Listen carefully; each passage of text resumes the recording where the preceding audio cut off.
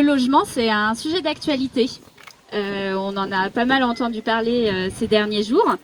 Mais concrètement, quand on parle d'une crise du logement, de quoi est-ce qu'on parle?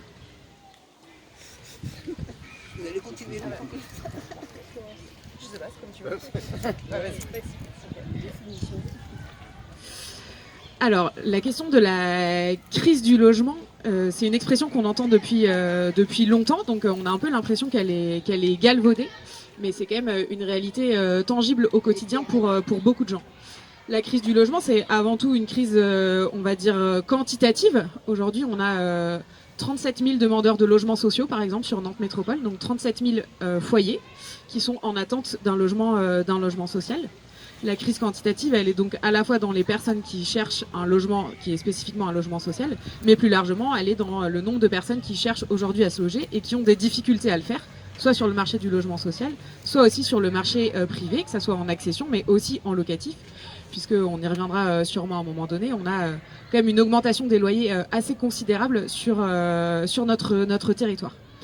Et donc la crise du logement, on en entend parler depuis effectivement un certain nombre d'années. Chaque année, on a par exemple le rapport de la Fondation Abbé Pierre, qui est un rapport sur le mal logement, parce que la crise du logement, c'est une crise quantitative, mais c'est aussi une crise qualitative, c'est-à-dire qu'on a aussi aujourd'hui de plus en plus de gens qui sont logés dans des conditions indignes, ou alors qui sont dans des logements qu'on appelle suroccupés, c'est-à-dire vous avez plus de personnes qui habitent dans ce logement que le logement n'est prévu pour en accueillir. Et on est effectivement sur Nantes et la métropole touchés par ces phénomènes-là. Voilà ce qu'on peut dire sur la crise du logement. Alors il se trouve que on est un peu dans l'actualité, c'était pas prévu, mais vous avez peut-être vu que hier le gouvernement a clôturé ce qu'il a appelé le Conseil national de la rénovation, refondation, j'ai un peu oublié parce que les termes changent un peu tout le temps. Un CNR, voilà. Ils avaient trouvé un acronyme qui avait des échos avec l'histoire.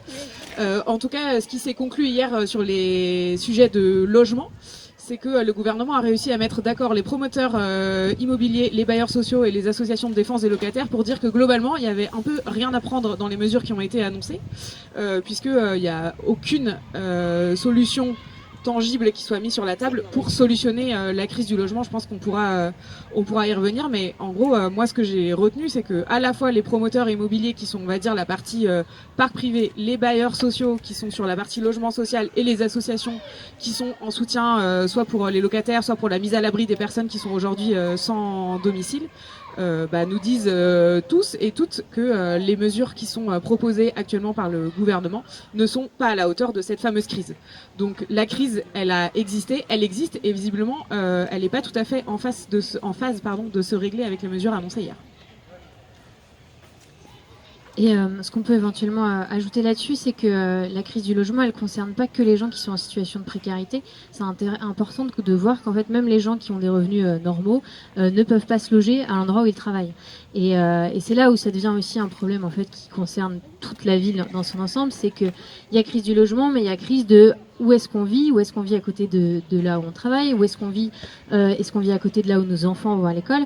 Et en fait, c'est là où c'est même pas juste une question de promoteurs ou de bailleurs sociaux, c'est aussi une question de transport, de où sont les attractivités des emplois et ce genre de choses, qui en effet, pour l'instant, sont pas particulièrement compris quand on parle juste de crise du logement, alors qu'on est sur une crise plus systémique de où est-ce qu'on vit et comment on se déplace. C'est une crise qui en effet touche Nantes, mais touche aussi énormément de villes, d'autres villes en France. Je pense que vous voyez très bien de quoi on peut parler à Bordeaux ou à Marseille, même si en effet on a l'impression qu'il y a pas mal de projecteurs qui ont été mis sur la ville de Nantes depuis quelques temps, puisqu'on a eu une augmentation des loyers par exemple à Nantes qui était beaucoup plus forte qu'à Bordeaux, alors que c'était pas le cas avant. Donc voilà. Mais donc il y a aussi ces notions entre la crise et l'attractivité qu'il faut questionner, qui sont en cours maintenant. Mais on peut aussi penser à des crises du logement aussi dans des endroits où il y a des décroissances de population, pas que dans des métropoles, parce que justement, à l'inverse, en fait, on perd plein de gens au sein des centres-bourgs, des centres-villes, et là, finalement, on n'a même plus personne qui n'habite dans ces endroits-là, donc on finit par tomber sur la crise inverse. Donc en fait, la crise du logement, il y a tout dedans, donc c'est assez difficile de donner juste une définition, et ça fait tellement longtemps qu'on ne sait même plus trop si c'est une crise ou pas. Mais tu disais que donc les personnes ne peuvent plus habiter là où ils travaillent. Mais est-ce que c'est un problème en fait si les nouvelles personnes qui arrivent à Nantes n'habitent pas sur Nantes, vont habiter plus loin et puis travaillent quand même à Nantes? Je suis un peu l'avocat du diable. Hein. Alors oui et non. En soi, en fait, ce qu'il faut bien comprendre, c'est qu'effectivement, ça dépend de quoi on parle. Si on a la possibilité d'aller à son travail sans prendre sa voiture en ayant des transports en commun qui soient adéquats ou que ça puisse être en vélo, très bien. On n'est pas obligé d'habiter au pied de son travail. Mais déjà, vous voyez que quand on n'est que sur des transports en commun ou en vélo, ça ne veut pas dire qu'on habite à 30, 40, 50 km de son emploi. Ce qui est le cas pour de nombreuses personnes qui travaillent à Nantes. Quand on parle là de Nantes Métropole et du logement, en fait, c'est bien au-delà de Nantes Métropole, c'est même l'aire urbaine de Nantes, c'est quasiment le département de Loire-Atlantique en fait. Donc c'est énorme. Et là où ça pose problème, c'est qu'on va arriver sur des sujets qui touchent plutôt à l'artificialisation des sols, aussi au quotidien, c'est-à-dire le temps qu'on a envie de passer dans sa voiture ou dans les transports en commun, hein, même au-delà de l'environnement, c'est un bien-être de vie. Et donc en fait, effectivement, ne pas habiter à côté de son travail, au-delà de la problématique qui peut être personnelle, c'est qu'on va continuer de construire de plus en plus loin, donc de développer de plus en plus de routes, d'avoir besoin de plus en plus de sa voiture, ou alors de devoir développer de plus en plus des transports en commun, ce qui en soit très bien, mais ce qui n'est pas non plus la réponse à tout. Donc oui, dans la mesure du possible, il faudrait pouvoir habiter le plus près de son travail, même si c'est pas forcément possible tout le temps, ou alors que on ait aussi des réflexions sur où est-ce qu'on a envie de développer d'autres poches d'emploi, mais ça c'est encore une autre question. Oui, moi je veux bien compléter pour dire qu'aujourd'hui, finalement, les personnes majoritairement qui peuvent pas se loger à Nantes ou à la métropole, finalement, c'est aussi les classes les plus populaires et les plus modestes, parce qu'on a un phénomène d'éviction de ces personnes-là de la ville et notamment du centre-ville pour les raisons donc qu'on a évoquées tout à l'heure, pour des raisons de prix, d'accès à la fois que ça soit sur les loyers ou sur les prix à l'acquisition. Donc sur la question que tu posais de savoir est-ce que c'est grave si les personnes n'habitent pas près de leur emploi, bah en tout cas nous on considère que c'est quand même assez gênant d'exclure les classes populaires dans toute leur diversité de la centralité. Par ailleurs, ces personnes-là, c'est pas juste des statistiques, c'est des gens qui sont aides-soignantes à l'hôpital, qui sont AESH dans les écoles ou ADSEM dans nos écoles primaires et qui n'ont pas des revenus aujourd'hui suffisants pour se loger à Nantes. Or, c'est des personnes qui assurent le service public. Donc en fait, donc il y a la question que tu développais sur la question de l'accessibilité des transports, etc. Mais il y a aussi la question en fait, la ville, elle a besoin de ces services publics-là et du coup des personnes et de pouvoir loger les personnes qui exercent ces services dans la centralité.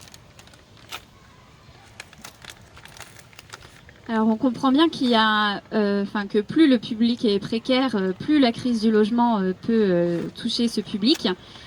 Est-ce que Marie, tu pourrais développer le lien qui existe entre cette crise du logement et les personnes à la rue qui sont un public encore plus précaire? Est-ce que c'est un sujet à part ou est-ce qu'il y a un lien, une causalité?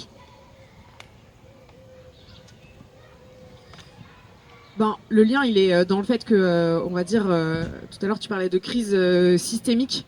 Le lien, il est aussi dans le fait que c'est toute la chaîne qui est bloquée. Après, la question des personnes à la rue, je peux développer un peu. C'est en lien avec la crise du logement parce qu'en fait, aujourd'hui, on a peu de solutions pour sortir ces personnes de la rue parce qu'on a peu de solutions à la clé dans les logements sociaux, par exemple, puisqu'aujourd'hui, on a un certain nombre de demandeurs qui sont sur une liste d'attente avec du coup ce qu'on appelle un taux de rotation, le nombre de personnes qui chaque année sortent du parc social qui est faible et donc une faible capacité à accueillir de nouvelles personnes. Depuis qu'on a commencé le mandat, là, en 2020, on a continuer, c'est un sujet que les écologistes travaillent depuis longtemps sur la question de la mise à l'abri. Il y a Jean-Paul Huard là qui est parmi nous aujourd'hui, qui a longtemps porté la question d'avoir un fonds métropolitain dédié à trouver des solutions et à produire du logement pour les personnes qui sont en situation de rue ou de bidonville par exemple, ou les personnes qui sont exilées. Donc quand on est arrivé en 2020, ça faisait partie de nos engagements de mandat, on a voté ce qu'on appelle le 1% métropolitain. Ça veut dire que chaque année 1% du budget de la métropole est dédié à des projets de mise à l'abri.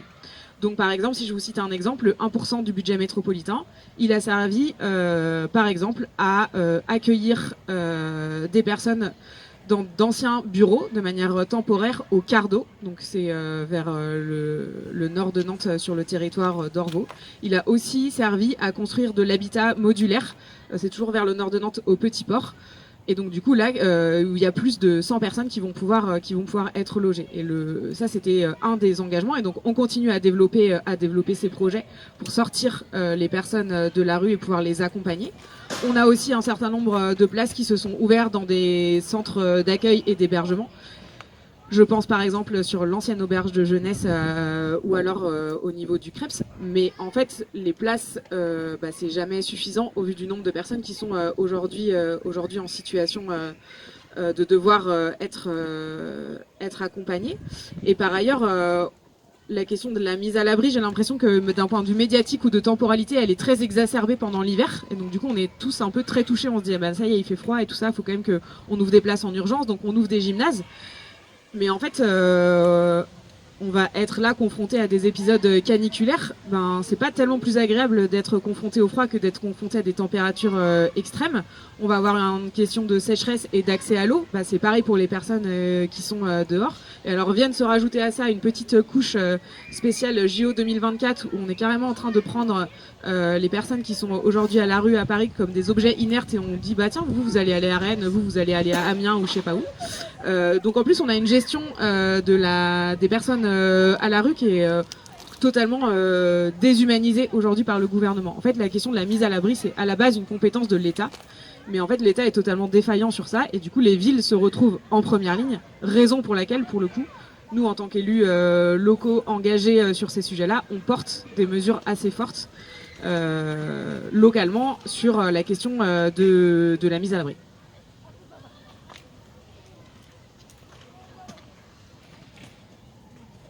Et donc, de ce qu'on en comprend, c'est qu'il manque aussi de logements sur Nantes et sur Nantes Métropole. Et quelles sont les pistes de réflexion pour relancer la production de logements ?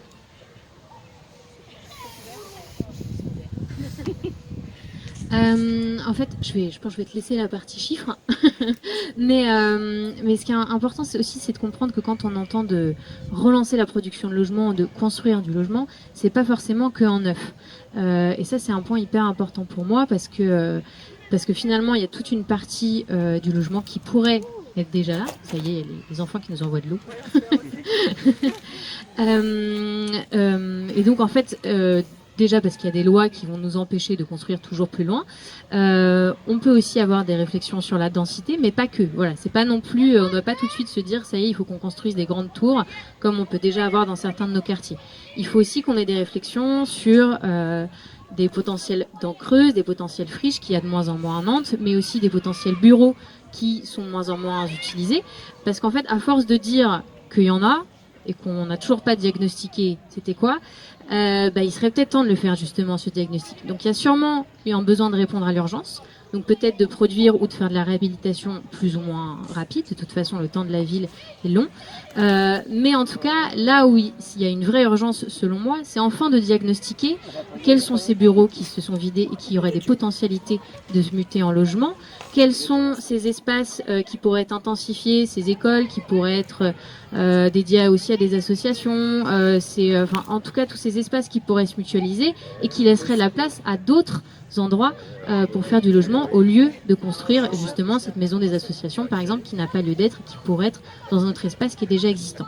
Donc en fait au-delà de relancer la production de logements qui est déjà mine de rien là, présente et qui est limitée par tout un tas de causes. Au-delà de ça, c'est vraiment aussi de faire un diagnostic sur qu'est-ce qu'on a déjà et où est-ce qu'on peut en mettre du logement sur ce qui est déjà existant. Tu as déjà évoqué pas mal de pistes, mais peut-être juste en introduction se redire que nous, on fait la distinction entre produire du logement et construire du logement. Et tu l'as dit, en fait, pour produire du logement, on n'est pas obligé de construire forcément du neuf. Et on peut en produire, tu l'as dit, dans des bureaux, sur des zones en tout cas qui sont déjà artificialisées. Nous, localement, ce qu'on porte, c'est plusieurs mesures. Effectivement, le fait de pouvoir transformer des bureaux en logement. En fait, aujourd'hui, d'un point de vue plus global, Dans le secteur de l'immobilier, on a des investisseurs en fait qui jouent à rentabiliser leur argent. Et donc du coup, on a un secteur immobilier qui est dérégulé. Et aussi pour l'immobilier de bureaux. Donc c'est en fait que on a des bureaux qui sont pas si anciens, mais qui par la construction de bureaux neufs plus rentables à côté, par un peu effet mécanique, rendent obsolètes beaucoup plus vite des locaux qui en fait auraient pu fonctionner pendant encore longtemps. Et du coup, on se retrouve avec des bureaux vacants sur lesquels on aurait quand même capacité à agir et par exemple à retransformer en logement. Donc ça, c'est effectivement une des pistes. Tu as parlé de la question de la densification. Nous, on parle aussi d'intensification d'un même lieu. Donc en effet, comment dans une école, on peut avoir plusieurs usages, ce qui permet de libérer du foncier par ailleurs. Et puis, sur la question de la production de logement, c'est comment on produit aussi du logement abordable pour que les personnes puissent se loger. Et sur ça, nous, on défend deux mesures principales. La première, c'est comment on arrive à encadrer les loyers, parce que c'est un vrai sujet sur le territoire nantais. C'est une mesure qu'on a portée pendant la campagne des municipales en 2020, sur laquelle en fait on continue de se bagarrer en interne aussi à la municipalité. C'est pas forcément on va dire quelque chose qui fait consensus au sein de la majorité. C'est un sujet qui est beaucoup porté par le groupe des écologistes, où on dit que oui, c'est pas la réponse à tout, mais néanmoins, si aujourd'hui on arrive à encadrer les loyers, on permet à un certain nombre de personnes de pouvoir se maintenir dans leur logement et demain d'éviter encore la surenchère dans la montée des prix. On défend un autre sujet, c'est d'avoir aucun projet immobilier qui ne sorte sans logement social. Aujourd'hui, vous avez des projets immobiliers qui sont un peu emblématiques, notamment parce qu'ils sont dans la centralité et qui vont sortir sans logements locatifs sociaux. Je pense par exemple à ce qui se fait sur l'ancien collège Notre-Dame de Bon Conseil, que vous avez peut-être connu comme étant à un moment donné la maison du peuple. Donc on est en plein dans la centralité et aujourd'hui c'est un projet qui va sortir avec que du logement libre, donc des gens qui vont investir dans la pierre et des locaux commerciaux avec plutôt des commerces luxe haut de gamme. Et donc avec ça, il nous semble pas qu'on répond à la crise du logement. On permet à des investisseurs de faire un placement financier pour rentabiliser leur argent en investissant dans des logements qui derrière vont faire de l'investissement locatif. On permet d'avoir dans le centre-ville des commerces de luxe, mais à quel moment on répond à la crise du logement et on répond aux besoins des habitants et des habitantes d'avoir plutôt des services publics de proximité. Donc ça, c'est un autre sujet qu'on porte. Et par ailleurs, sur la question de comment on arrive à produire du logement à des coûts abordables, on a développé à Nantes, c'est un peu technique, mais je pense que c'est important qu'on explique juste en quelques minutes, ce qu'on appelle un office foncier solidaire. Et c'est un outil qui commence à produire là ses premiers effets. Un office foncier solidaire, c'est un organisme qui permet de construire du logement en accession à la propriété. Mais le principe, c'est que les accédants à la propriété, ils vont acquérir les murs, et que le foncier, le sol, reste la propriété de l'office foncier solidaire, l'organisme foncier solidaire. Et donc du coup, comme les personnes n'acquièrent pas le foncier, qui est finalement une des parties les plus chères quand on achète un logement, notamment vu les prix à Nantes, ça permet d'avoir une décote des prix à l'acquisition, et donc du coup à des classes, à des personnes et des ménages modestes ou des classes moyennes de pouvoir accéder à la propriété à Nantes.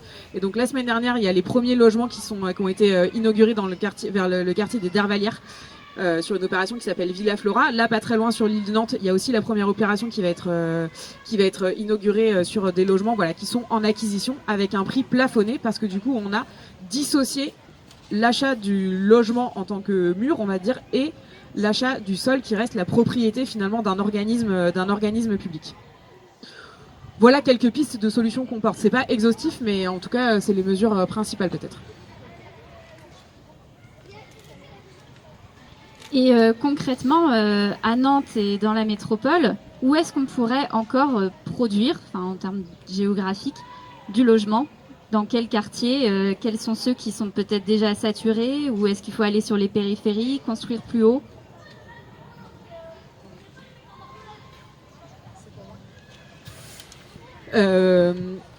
Effectivement, tous les quartiers sont pas logés à la même enseigne. Malgré tout, on voit que dans tous les quartiers, les gens ils arrivent aussi un peu, pour la plupart, à saturation de ce qui est acceptable.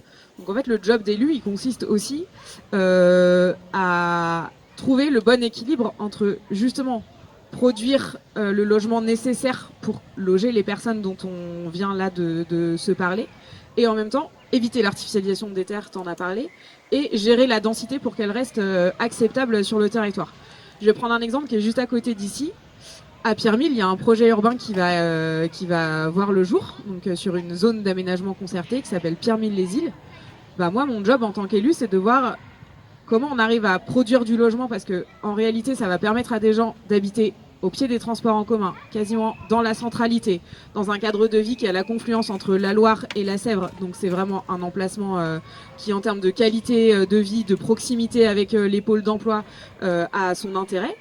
Et en même temps, c'est pas un quartier où il y a 0 habitant aujourd'hui. Il y en a plein des habitants à Pierremille. Donc comment on fait en sorte que le projet urbain qu'on va développer, il soit acceptable pour les habitants qui sont déjà là, que ce soit au Faubourg Saint-Jacques ou dans les logements sociaux qui sont à Pierremille, et comment on fait en sorte que les formes urbaines qu'on va développer à Pierremille, elles soient acceptables aussi pour les habitants qui vont venir s'y loger. Donc c'est un travail sur la densité, c'est un travail sur les hauteurs, c'est un travail sur comment on fait en sorte que on arrive à avoir des espaces publics qui permettent aux gens d'avoir des temps de respiration dans la ville. Donc ça, c'est toute la question de la végétalisation, de la nature en ville. Et tout ça, c'est lié parce que la question de la production du logement, elle peut pas être découplée de la question de la qualité de vie urbaine dans lesquelles on implante le logement. Je sais pas si tu veux compléter sur ça.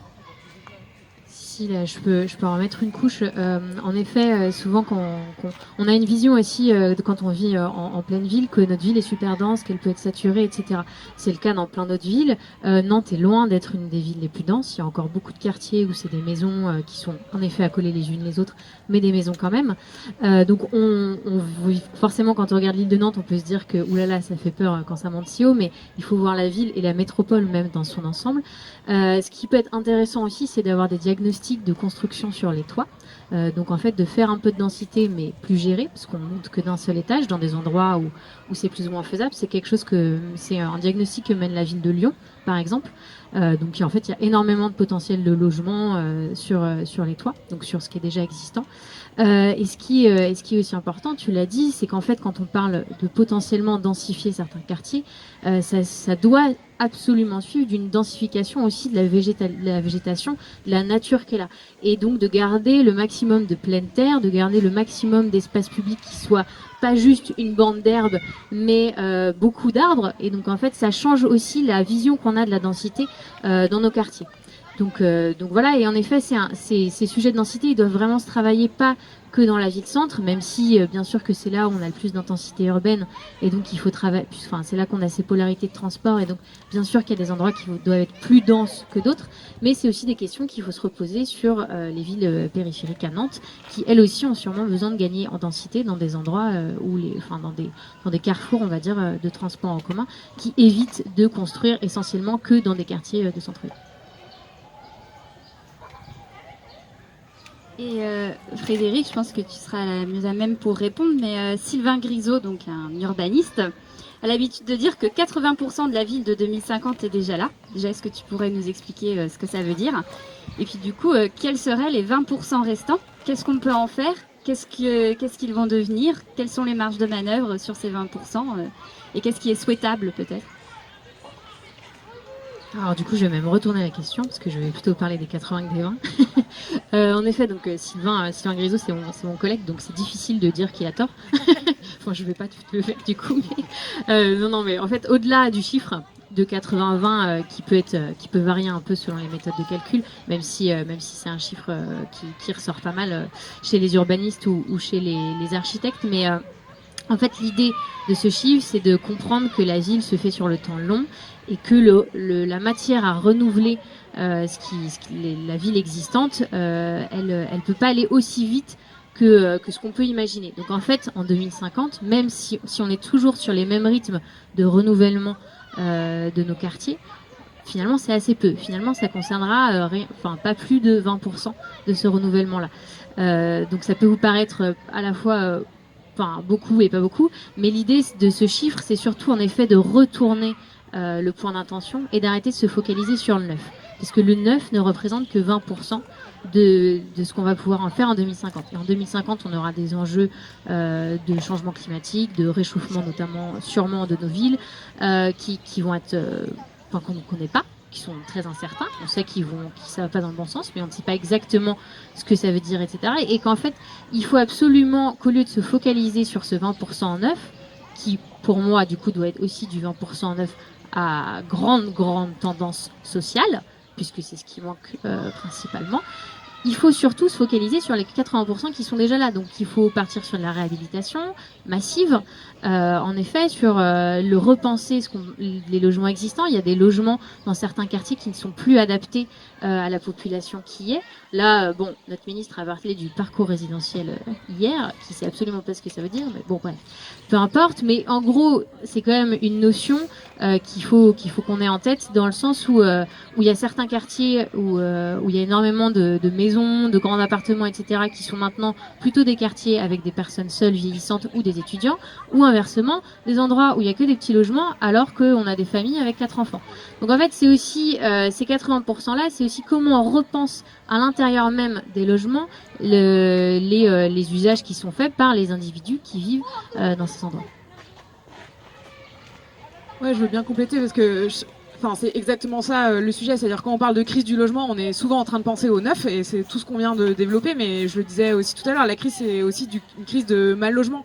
Et en fait, je sais pas, vous pourrez parler, il y a des habitants et habitantes là ce soir du Clos-Taureau, vous pourrez leur demander comment on vit aujourd'hui dans des appartements avec pas d'espace extérieur quand il fait 40 degrés l'été, que là on est quand même sur un quartier où bon, il y a des espaces avec de la végétation, mais n'empêche que si vous regardez les cartes, on est quand même sur un îlot de chaleur. Donc en fait, c'est aussi comment on adapte l'existant au dérèglement climatique. Et je fais une petite incursion pour dire que en fait cet enjeu il est absolument majeur sur la question du bien vivre dans son logement et notamment la question du confort d'été. Donc vous avez des collectifs comme Dernière Rénovation qui portent comme mesure effectivement la réhabilitation massive des bâtiments de logement. Et en fait aujourd'hui on a une politique nationale, une politique du logement qui empêche qui obère les capacités financières des bailleurs sociaux à répondre à cet impératif, puisqu'on a en 2018 une loi qui est venue en fait faire une sorte de prélèvement, je vais essayer d'être simple, mais une sorte de prélèvement sur les capacités financières des bailleurs sociaux. En fait, vous avez sûrement entendu parler du fait que le gouvernement a réduit les APL pour les locataires du parc social. Donc il y avait la mesure de on réduit les APL de 5 €, déjà c'était pas très chic. Mais en fait ce qui s'est passé derrière, c'est qu'il y a eu une autre salve de mesures, c'est la réduction des APL pour les locataires du parc social, qui a été compensée par les bailleurs sociaux. Donc finalement pour les locataires, c'était on va dire à peu près transparent, mais du coup c'est les bailleurs sociaux qui ont mis la main à la poche pour compenser le désinvestissement de l'État dans les aides au logement social. Et du coup tout l'argent que chaque année les bailleurs sociaux mettent pour compenser la réduction des APL, c'est autant d'argent que les bailleurs n'ont pas pour investir et notamment investir dans la réhabilitation. Et donc là, on a beaucoup parlé de production, mais pour moi, c'est un enjeu majeur sur comment on fait en sorte d'avoir demain une ville résiliente. Et la ville résiliente, ça passe pas seulement par comment on fait une zone d'aménagement avec des nouveaux bâtiments qui vont être bioclimatiques et pousser tous les curseurs. Et ça, c'est extrêmement nécessaire. Mais effectivement, 80% de la ville de 2050, elle existe déjà, elle est là, on y est. Donc comment on adapte cette ville et on fait face au dérèglement climatique et donc à la crise du mal logement. Eh bien, merci beaucoup pour la réponse à mes questions. Mais maintenant, je propose que ce soit à vous de poser les questions que vous souhaitez sur le sujet du logement, soit pour rebondir à des choses qui ont été dites, soit pour parler de choses qui n'ont pas été dites. Donc allez-y, saisissez-vous de l'opportunité.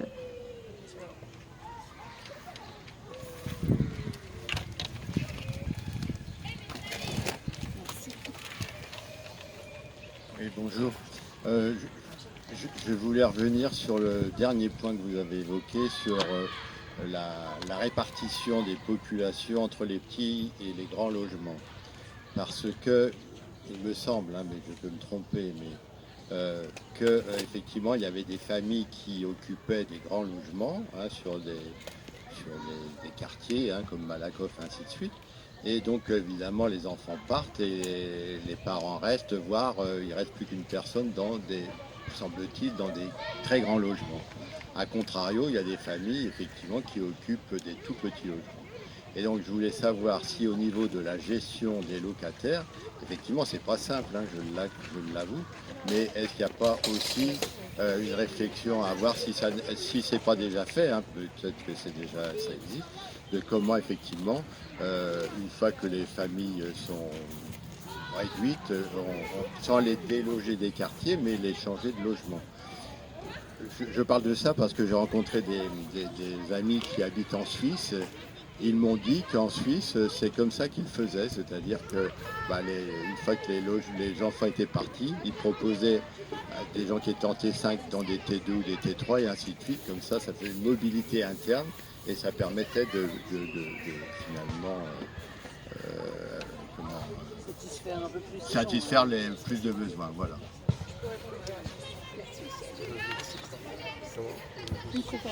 Ah oui, je parle des logements sociaux. Alors effectivement, c'est des dispositifs qui, sur le papier, existent déjà. En fait, la loi, elle prévoit déjà que ce soit possible et elle encourage même les bailleurs sociaux à le faire. Notamment, il y a une loi qui est passée en 2018 qui s'appelle la loi Elan, qui demande en fait à ce que les bailleurs sociaux réexaminent tous les 3 ans la situation des locataires du parc social pour vérifier s'ils sont plutôt en suroccupation ou toi ce que tu décris Joël, c'est-à-dire plutôt en sous-occupation, c'est-à-dire qu'ils ont un logement trop grand au regard des critères par rapport à leur composition familiale. Donc en fait c'est un dispositif qui existe déjà et la loi maintenant impose aux bailleurs sociaux d'avoir cette vigilance tous les 3 ans. Maintenant c'est un dispositif incitatif. Donc on ne va pas forcer les gens à déménager. Et moi je voudrais juste nuancer ça. Je pense que l'idée est très noble et elle est très belle. Maintenant, je trouve ça très compliqué de demander toujours aux locataires HLM de faire ce que on ne demandera jamais aux propriétaires de maisons individuelles de faire. C'est-à-dire que, en fait, et il y en a parmi nous qui avons grandi ou qui habitons actuellement dans des maisons avec en fait des maisons, j'en sais rien moi, de 90 ou 150 mètres carrés, avec peut-être juste un couple parce que les enfants sont partis. Et en fait, on leur demandera pas à eux d'aller habiter dans le T3 qui va se libérer au Clotoro. Donc je trouve qu'il faut aussi prendre... je répondrai avec nuance sur oui, mais en même temps, on peut pas imposer ça que aux locataires du parc social. Moi, je suis complètement d'accord avec cette nuance en fait, et tout de suite, je me suis dit que c'était absolument ça qu'il fallait qu'on parte là-dessus parce qu'en effet, même c'est au-delà effectivement des logements sociaux où il y a des dispositifs qui sont mis en place. C'est un changement de culture globale sur notre rapport à la propriété, tous, qu'il faut qu'on change. Et donc ça, en fait, ça concerne absolument pas les logements sociaux en soi, ça concerne vraiment tout le monde, les gens qui sont propriétaires de leur grande maison. Et tous, on devra avoir un questionnement sur, maintenant que nos enfants sont partis, est-ce que moi, j'ai besoin de vivre dans tant de mètres carrés, de vivre avec un jardin aussi grand? Est-ce que en vieillissant, il serait pas intéressant que je me rapproche d'un centre-ville avec, en effet, peut-être une maison plus petite, voire un appartement avec un balcon, j'espère. Mais voilà, ce genre de questionnement sur notre grande maison, où on voudrait vivre absolument tous nos Noëls, où il faudrait qu'on ait toujours les grands repas de famille et qu'en fait on a 3 chambres pour nos enfants qui viennent une fois par an. Cette question, il faut vraiment qu'on se la pose collectivement et elle concerne tout. Ce serait sur la possibilité effectivement de pouvoir faire en sorte qu'il y ait beaucoup plus de possibilités de mouvement dans les logements. Mon cas particulier, mais je sais que je ne suis absolument pas la seule, c'est que ça fait plus de 2 ans que je demande à déménager, en fait je suis dans 3 points de Nantes, je travaille à Bellevue et mes enfants sont à l'école à Saint-Herblain. Par choix personnel, je suis d'accord, mais c'est parce qu'ils sont en école d'Iwan. Et que ça fait 2 ans que je suis au Clotoro et que je passe plus de 2 heures dans les transports. Que la majorité du temps, les transports publics, c'est compliqué parce que c'est pas forcément reliable et que ça serait beaucoup trop de temps. Donc finalement, je suis obligée de prendre ma voiture, que je passe beaucoup de temps et que sur un logement que je pourrais en plus libérer pour des personnes qui, elles, en ont besoin, ne serait-ce que même dans mon propre immeuble. Je sais très bien qu'il y a des personnes qui aimeraient avoir mon logement. Et voilà, donc j'ai tout mis en place, j'ai envoyé nombre de lettres. Je sais qu'il y a aussi un problème entre les bailleurs sociaux, c'est-à-dire que de ce que j'ai entendu, quand on vient de Nantes Métropole Habitat, on n'est pas relogé dans un autre logement social. Enfin voilà, des choses comme ça sont quand même assez choquantes à entendre. Quels peuvent être les rôles des élus dans ces cas-là, parce que moi j'ai fait appel à des élus et que je suis toujours dans la même situation. Pour les élus. Merci pour l'interpellation que je partage. En fait, je vous ai dit en démarrage, moi je suis adjointe de quartier et du coup, comme mes collègues, on fait très régulièrement des permanences dans le quartier et moi, en fait, la quasi-totalité des gens que je reçois, c'est exactement pour la situation que vous décrivez, c'est-à-dire voilà, j'ai fait une demande de mutation de logement social, c'est comme ça qu'on appelle. Donc j'ai un logement, par exemple, c'est un T3 et maintenant j'ai 3 enfants, comment je peux avoir un T4 ou un T5 C'est la majorité des demandes qu'on reçoit et il y a une de mes collègues qui est présente ici qui s'appelle Catherine Bassani qui siège à Nantes Métropole Habitat et dans les commissions d'attribution de logement. Elle pourra vous dire que c'est des situations qu'on voit tout le temps. Et effectivement, on est un peu face à une sorte d'embolie quoi du système. On a à la fois tous les demandeurs qui veulent rentrer dans le logement social qui aujourd'hui n'y sont logés dans le parc privé et les gens qui en interne du parc social n'ont pas un logement adapté. C'est valable pour la taille des logements mais c'est aussi valable par exemple pour des personnes qui voudraient un logement au rez-de-chaussée parce que c'est des personnes qui ont perdu en mobilité, des personnes qui voudraient un logement, peu importe l'étage, mais un logement qui soit adapté pour une personne en fauteuil par exemple parce que du coup entre-temps il y a eu un accident de la vie, elle voudrait avoir ne serait-ce que une salle de bain où c'est pas une baignoire mais plutôt une douche. Et en fait, aujourd'hui, j'ai pas d'explication très technique, mais effectivement, on fait face à une difficulté sur la manière dont on peut répondre de manière positive et réactive aux demandes qui s'accumulent sur les demandes de changement dans les logements. Et tout à l'heure, on parlait de comment on arrive à faire en sorte que les gens se logent à proximité de leurs emplois. Effectivement là on se dit c'est un peu kafkaïen, c'est-à-dire que vous pourriez habiter près de votre emploi et libérer ici le logement de quelqu'un qui travaille à Vertou par exemple, donc pour qui ça serait beaucoup plus proche et possible d'aller travailler à vélo. Et en fait aujourd'hui tout ça c'est du travail de dentelle et en fait pour travailler dans la dentelle c'est assez mécanique, il faut des gens, il faut de l'humain pour traiter ça.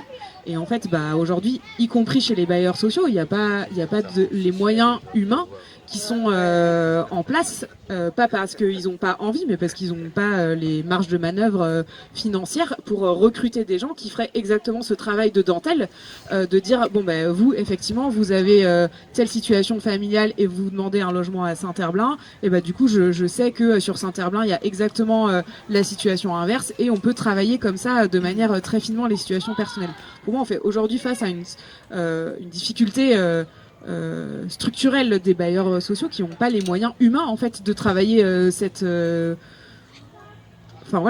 finesse en fait dans les attributions, et pas parce que les gens qui travaillent chez les bailleurs sociaux n'ont pas envie de bien faire leur travail, mais plutôt par manque de temps pour aller sur ces sujets-là quoi.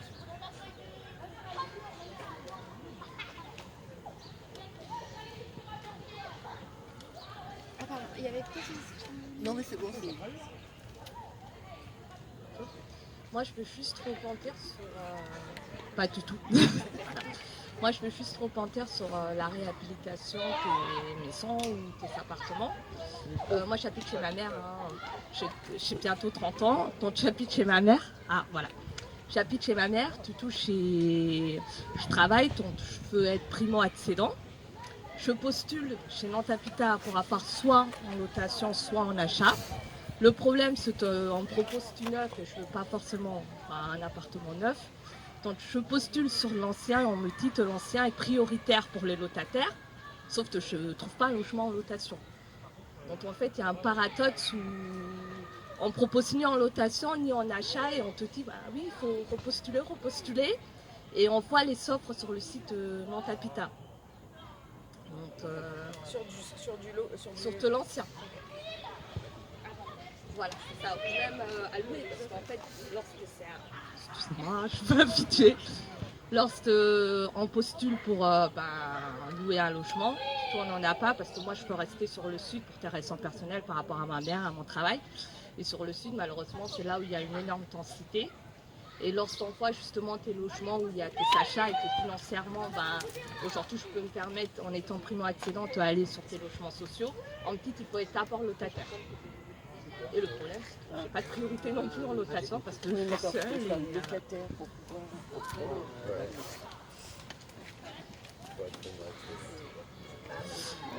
Si j'ai bien compris la remarque, vous parlez notamment du fait que Nantes Métropole Habitat met parfois en vente son patrimoine et que du coup, donc du coup sur du logement qui existe, alors ça peut être soit du logement neuf, soit du logement ancien, et du coup effectivement, le mot a été prononcé tout à l'heure, l'idée, on va dire théorique, ça veut pas dire que ça rencontre la réalité, mais l'idée théorique des bailleurs sociaux, c'est de dire on va permettre aux locataires d'avoir un parcours résidentiel, c'est-à-dire vous êtes locataire HLM et derrière, si l'opportunité se présente et que vous en avez les moyens, du coup on vous rend prioritaire pour pour accéder à la propriété, soit sur un logement neuf, soit sur un logement ancien, parce que Nantes Métropole Habitat a aussi un dispositif de vente de son patrimoine.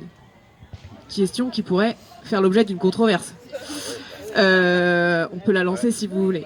Et du coup, c'est là où je suis d'accord avec vous, il y a un paradoxe, c'est-à-dire que vous cherchez à rentrer dans le parc locatif social et du coup vous avez un délai d'attente qui est très long et en même temps vous cherchez à accéder à la propriété et on vous répond c'est les locataires qui sont déjà dans le parc social qui sont prioritaires, ce qui peut s'entendre dans la logique parcours résidentiel de dire on permet à nos locataires d'accéder derrière la propriété après avoir été locataire HLM, mais du coup ça fait des logements.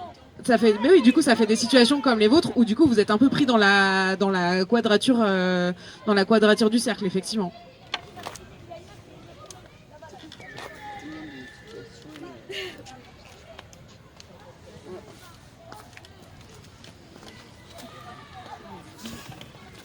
Oui, je voudrais savoir quelles sont les relations entre les élus et les promoteurs. On a parfois l'impression que la ville en fait est construite par les promoteurs. Est-ce qu'il y a une possibilité d'évolution sur les projets des promoteurs ?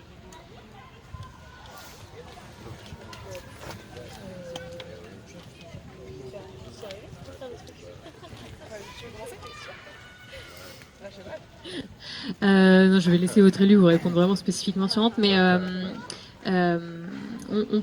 on peut croire en effet que la ville est faite exclusivement par des promoteurs parce qu'on peut aussi avoir cette impression de grands ensembles qui se construisent d'un coup avec plein d'immeubles qui sortent on ne sait où comme ça nulle part.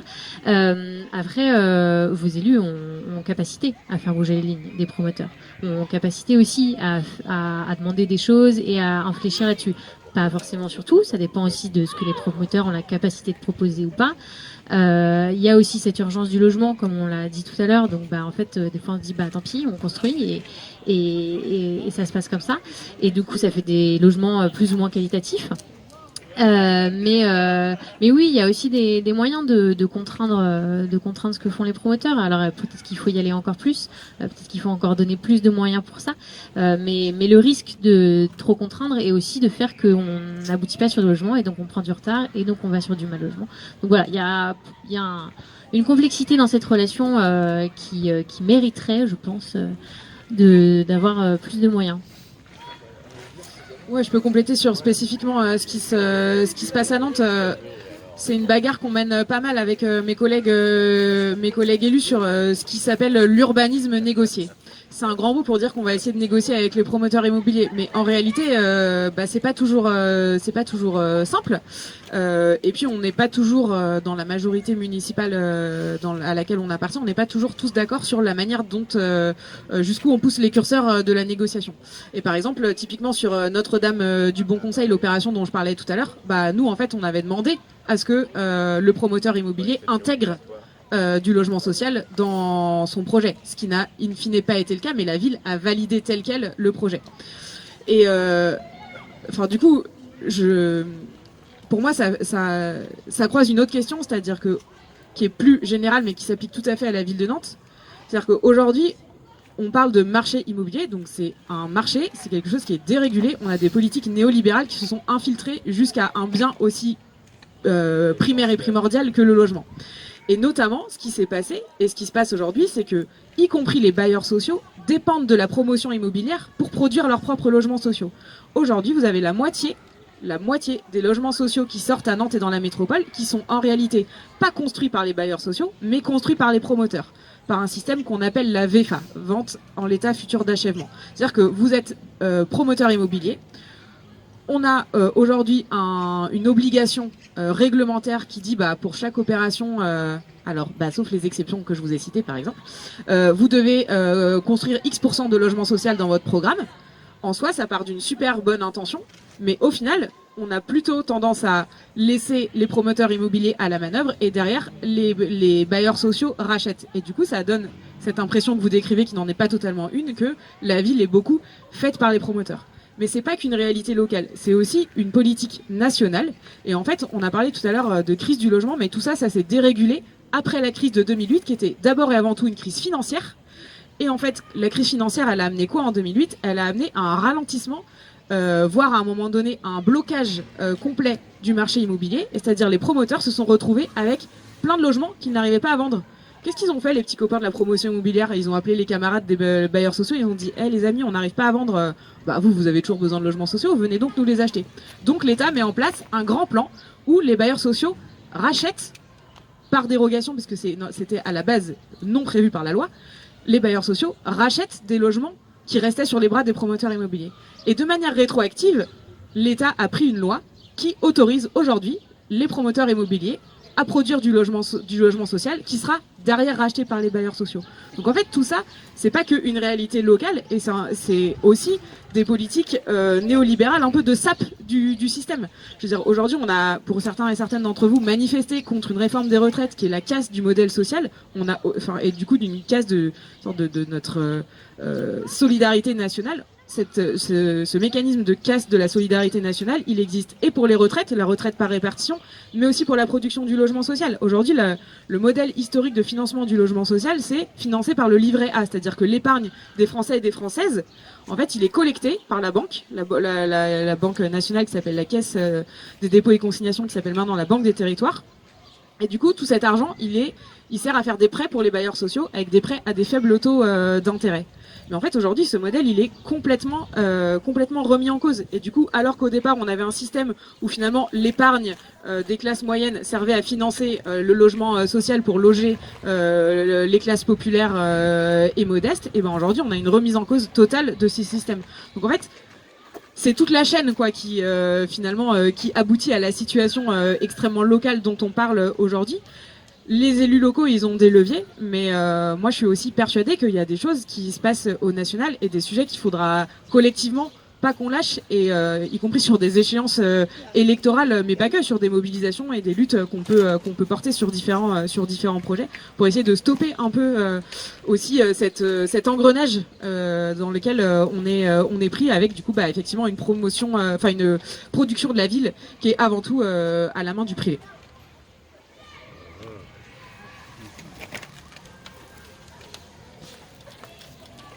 Oui, la crise du logement est multifactorielle. Vous avez évoqué un certain nombre de ces facteurs, mais je pense qu'on ne peut pas évoquer cette problématique sans parler de l'attractivité. Et c'est bien là aussi le problème. Quand on voit l'étude de l'INSEE qui vient de sortir sur l'évolution des populations dans notre territoire au niveau national, on s'aperçoit que les 3 métropoles qui vont le plus attirer, c'est Bordeaux en tête, et Toulouse et Nantes. Et donc, à chercher à attirer au maximum, évidemment, on aggrave la pénurie de logements. Et faut-il pas envisager le problème au niveau national, c'est-à-dire mieux répartir la population au niveau national, où on sait que pratiquement la moitié des départements vont diminuer en population d'ici la fin du siècle, ce qui n'est absolument pas normal. Donc, au lieu d'attirer les entreprises, les bureaux dans ces grandes métropoles, ne faut-il pas non plus les attirer sur des communes, sur des villes moyennes ou plus petites, de telle façon qu'on assure une meilleure répartition de la population, et là aussi ça contribuera peut-être à résoudre en partie le problème du logement.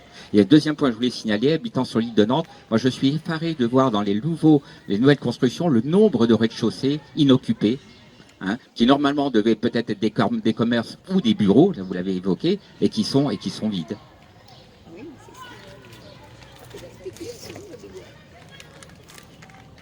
Alors, je vais plutôt vous parler de l'attractivité d'abord. Alors, D'une certaine manière, je trouve que vous avez tout à fait raison sur ce questionnement global du territoire et de comment repenser les pôles qui sont en France sur ces villes moyennes, etc., de développer d'autres endroits pour éviter d'avoir des métropoles engorgées. C'est aussi des questions qui vont se poser avec la réindustrialisation de la France, hein, forcément. Où est-ce qu'on va mettre ces potentielles nouvelles industries donc voilà, forcément, c'est des questions qu'il va falloir qu'on ait à l'échelle nationale.